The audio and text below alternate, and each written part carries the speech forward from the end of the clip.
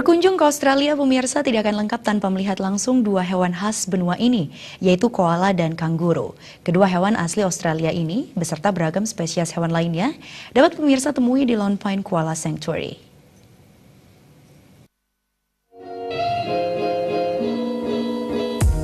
Lone Pine Koala Sanctuary beralamatkan di 708 Desmond Road, Victory Pocket, Australia.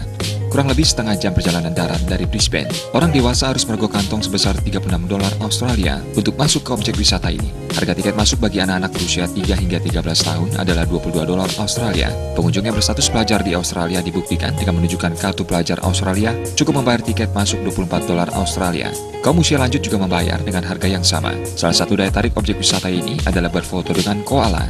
Biayanya adalah $20 Australia dan pengunjung juga langsung bisa membawa pulang hasil fotonya. Jika ingin memiliki foto digitalnya, pengunjung cukup mengetik tautan URL yang tercetak pada bagian bawah foto. Pengunjung cukup mengikuti arahan-arahan petugas. Koala kadang-kadang tidak mau digendong, petugas pun harus mengganti dengan pola lain dan membujuk koala dengan makanannya, yaitu daun eukaliptus yang beraroma mirip minyak kayu putih. Saat difoto menggendong koala, jangan lupa tersenyum.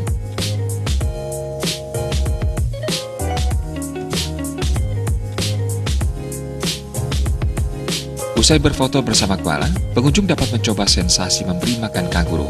Harga makanan kanguru yang dijual di toko di lingkungan Lone Pine Koala Sanctuary hanya $2 Australia. Saat memberi makan kanguru, terdapat beberapa hal yang harus diperhatikan, diantaranya jongkok atau berlutut saat memberi makan pada kanguru. Jangan menyentuh bayi kanguru atau disebut joy di dalam kantung induknya, dan cucilah tangan usai memberi makan. Pengunjung juga bisa melihat hewan-hewan lain, baik khas Australia maupun dari kawasan lain. Pada jam-jam tertentu, digelar pertunjukan yang melibatkan hewan-hewan penghuni Lone Pine Koala Sanctuary. Purnawan melaporkan dari Australia.